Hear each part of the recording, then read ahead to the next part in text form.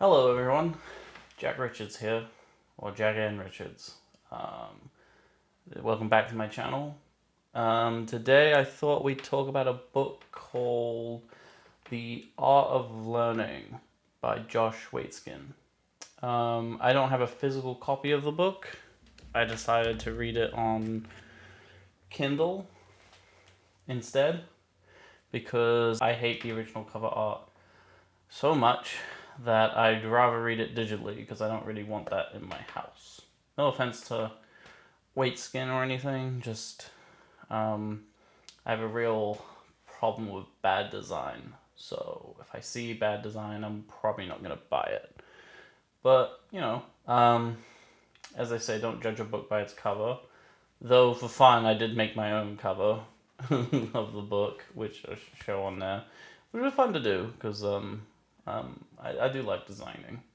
That's what I went to school for. I probably should explain who Waitzkin is. He's a former chess player, I think champion from a very young age. I think he started around when he was 9 to 10 years old, or maybe even younger, as the book explains his journey through becoming, regarded as a chess prodigy. And he also went on to become a martial arts champion in Taiwan, which is pretty impressive. Very different from chess, or is it?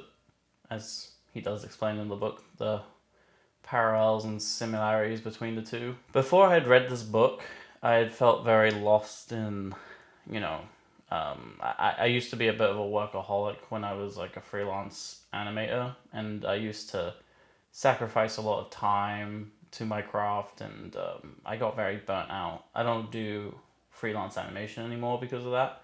I lost a lot of interest in it as a art and medium, and it just did not bring me any joy anymore, which is a shame because unfortunately the demands that are met for doing animation, it's a lot on not only person physically but for your soul as well, which is kind of saddening. But now and again I do some little doodles and stuff, but it's not something I want to pursue job wise anymore. I feel like clients aren't the best, which any animator can tell you that. Some are stronger than me at continuing to pursue the craft.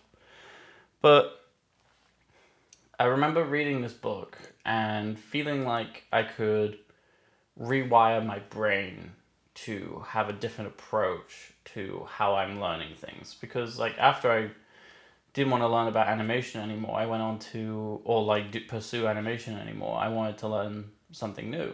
And this book was a great help. And I'll explain why by just going through what my notes are from this book. The opening of this book gives a background as to how he got into chess. He was walking in the park with his mother, and he ran up to a man that was playing chess in the park, and he asked his mother, or Waitzkin asked his mother if he could play with the old man, and the old man is sort of, being nice and lets him play, and to the old man's surprise, Waitzkin is actually, despite being a little boy, he actually plays pretty well. And so well that the chess player was asking if he was being done or trying to be scammed by the mother. If there was some evil intent behind the little boy wanting to play chess, and she obviously protested and said no, that is not the case. And though Waitzkin didn't win that game in particular, the old man saw very, very strong potential in him as a chess player. So Waitzkin goes back and he starts playing more regularly with the people around there, and and Waitzkin describes in the book that they cleaned up his act. They cleaned up their act when when the little Waitzkin would show up, and they'd put away all the weed deals and the booze and the cigarettes when he was there, which makes which is such a funny image to have in your head of all these chess players that just are smoking, drinking, and just for a game that's supposed to be highly intellectual, or is romanticized as highly intellectual. It's kind of it's described in the same vein as people playing dice or blackjack in a basement. But it's in the public park of New York City. He went on to be better and better at chess, but despite that, his family, as Waitzkin describes, he comes from a very good soul family, and they are hesitant to put him into any tournaments until a year he's into playing and practicing chess, because they didn't want him to think that's all there was to chess, just like, oh, if you're good, you go into competitions and you try and win. They wanted him to enjoy the game before thinking about like competition and stuff, which is for like a lot of children who get thrown in the limelight at a young age, that's pretty lucky to have people in your life that don't want to deprive you of your childhood just because you're particularly good at a craft or a game or something. There's plenty of examples, I don't even need to name them, of child stars going on to have massive amounts of mental health issues. But as he starts going into these competitions, he just starts describing how cutthroat a lot of the other children are. They're kind of like trained by their parents to be a lot more, what's the word? I guess cutthroat is the word. So they're a lot more unkind and very there to win. He even describes one boy as muttering "kill, kill, kill" under his breath as he's playing, just sort of getting the mindset of winning, which Waitzkin describes as being very alien to him because that's not how he was brought up to learn chess. So Waitzkin, observing all this retrospectively as an adult, he sort of tells the reader that he doesn't really agree with how we teach children effort. So he gives an example of how if a child succeeds at something, you say, "Oh, well done, you've done really well." And if they fail at something, it's like you're not concentrating hard enough, and you sort of add this bad association. And in his opinion, a better alternative to that would be to tell the child, "Hey, you didn't succeed in this, but if you try harder next time, then you'll be bound to succeed," which does not give the child association with, "Oh, I did not succeed at this particular thing, therefore I'm bad at it." Like, it gets you in a good mind frame, which I kind of wish I had as a child. Grew up a lot being told I don't concentrate enough. And I'm not focusing, but yeah. And then as an adult, I think, or young adult, Waitzkin talks about him going to different schools, and he tells us one particular story where he went to a school, and on the way there he was being told of how this child prodigy is like the next Waitzkin and blah blah blah, because of how successful he was as a child. But Waitzkin says that when he met the child, what he soon realizes that the child wasn't really challenging themselves. They were just playing chess within a tight circle and never challenging anyone he wasn't familiar with and wasn't familiar with how they play. So what ended up happening is that the child was keeping the facade of how good they actually are at chess. And he wouldn't even play chess with Waitzkin when he was there, even furthering the idea that he doesn't want to break that image he has surrounded by himself. And hilariously, Waitzkin even adds that one of the only other players the child will play with is his father, and he notes down that his father was not a very good chess player. And I really resonated with that part of the book because I feel like when I was growing up, there was so many people that I was told that were like super intelligent. People in my personal life, when we were growing up, they were regarded as like being highly intelligent and like got private tutoring, and it was like, oh, this person's gonna be a doctor, this person's gonna be that. But I would have personal conversations with them, and if I ever asked them what their thoughts on something was, they didn't really have much of an opinion, and it always felt like they were just memorizing what was in the textbook and then answering when needed be. They weren't actually digesting the information and challenging themselves or thinking about it in a different way than what they're being taught in the book or by a teacher. Like, they're not fully understanding it. They're just recalling information. And I feel like with Waitzkin's anecdotal story, he probably has the same opinion as me. If you're never challenging yourself, then how do you know you're actually learning or doing anything like that to progress your skills? And Waitzkin, as he's writing more about his childhood and how he plays chess, he's comes onto a problem where like he would get distracted by lots of things. Like he tells a story of how he was playing against some Russian kid, and the Russian kid would speak Russian to his teacher while playing the chess game, and because of the language barrier, there was a bit of like you couldn't really tell if the child was cheating or if he was just asking like like some other trivial question. Though it seems dodgy, I don't think that should be allowed.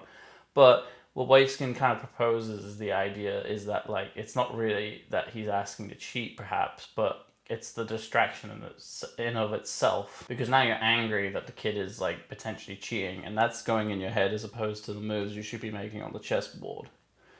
And Waitzkin then goes on to say that you have to kind of embrace distraction if you want to like overcome what's the word, procrastination. So one of his proposals was that if he tells a story of how if he heard a song passing in like a supermarket or something, and then he goes to practice or goes to a match, he would be distracted for the rest of the match because he's just thinking of that song because it's stuck in his head. So his solution to that was to start thinking in the rhythm of the song, which I took that advice, and as I was reading this book, I started listening to music, and I was reading the passages in beat with the song, which did actually help, and I think that was pretty good advice. And I would say try it out, and if it works for you, then that's cool. You just got a life hack that kind of actually works. But aside from the contents of what's in this book, something else I want to point out is that I love how Waitzkin writes about all this stuff. You can really tell what kind of person he is when you're reading it. Nothing feels snobby. The writing itself is very easy to follow. You don't have to have like a degree in engineering to be able to read this book. It's very like an easy flow book, and the ideas that he's talking about, it's not condescending. It's not telling you this is the way to think. He's like just telling you how he feels about it all, and I think that in my perspective, that shows true intelligence, because some people think intelligence is just being able to recall ideas and or facts and basically be a Wikipedia in your brain. But really, I feel like emotional intelligence is just as valuable, and I think Waitzkin really shows that just through the writing itself. And if you start reading it, hopefully you can see what I mean. And even in injury, he says you should still try and practice your craft,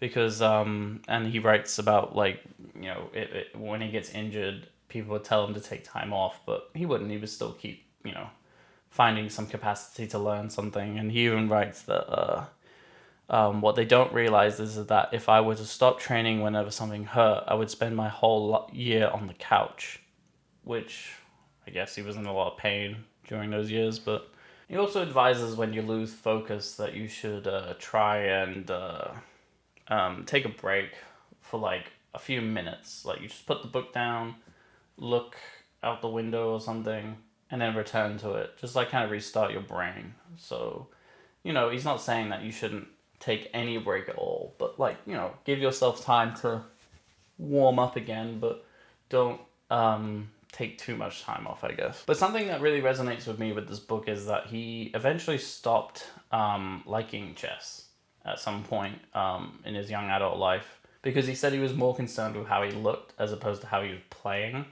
So then that's when he goes on the journey of learning Tai Chi and sort of martial arts. I'm just going to call it martial arts because I'm a bit confused as to what's what. But essentially he was playing championships for push hands, and then something else that I hadn't put down in my notes, but stuff that a bit over my head, but the way he describes it in the book, it's like so detailed and like intense. It's like very enjoyable to read. You can really tell that he took joy in relearning something. And the reason this resonated with me is because I feel like with visual art, I'm known as the guy who does visual art stuff, and even though it doesn't bring me any joy anymore, I prefer learning something new. And it's nice to know someone who was like a chess champion was also facing that same dilemma. It's validating in a way, so it's just not just my brain is like broken or something. It's just a normal thing to like lose interest in a subject over time. And there's some other advice that I would advise you to actually read the book, because I'm probably gonna do very bad paraphrasing on like what the advice is, but something to do with a meal, something you love at the end for an hour, and then listening to certain minutes of a song, and you can sort of rewire your brain. But I don't want to give that away, because like I do highly advise you read this book because it's an excellent read. And the last half of the book is basically about his martial arts days, and it's a great last half, and I don't really want to spoil it. So without going into detail, I would just advise you to read it. There's some like really great lessons within it, and I got a lot of substance out of it. I think my only criticism of this book is that some stuff is a bit redundant. He sort of repeats himself now and again, and there was points where I thought the PDF copy I have him, or the the Kindle edition copy that I have, was repeating pages, but no, it was just sort of writing the same passage. He could have reworded it in a way where it didn't seem like I was reading over the same word again, but it's like a minor thing. It's nothing to cry about. But something I took away too is when he's talking about martial arts, is at the moments, depending on what's happening with the rules of the game, apparently they can change last minute, is that you adapt to all your surroundings. Don't feel if something changes that ruins your day or whatever, or ruins the task at hand. Just learn to adapt with every moment. And I guess this isn't a spoiler, but in the afterword, once the book's over, he does write that you should, if the advice resonates with you, then take the advice, but if it doesn't, then find something that does work for you. He's not forcing you to live the same life as him. He's just telling you what worked for him, and if it works for you, that's great. Yeah, I love this book. I would give it like a 8 out of 10. Maybe a 9. Like 9 to a 9, closer to an 8. I think this is one of my favorite books. I always recommend this book to people. Unfortunately, the ugly book cover probably puts people off. They're probably trying to make me... They probably think I'm trying to sell them a Scientology lifestyle or something. But other than that, I love this book. I always think about this book every now and again. And I always, as I just said, love recommending it to people. And I'm recommending it to you. I highly advise checking it out. This has been Jack and Richards, and I'll see you in the next video. I'm not sure what I'm going to read, but take care and keep on trucking.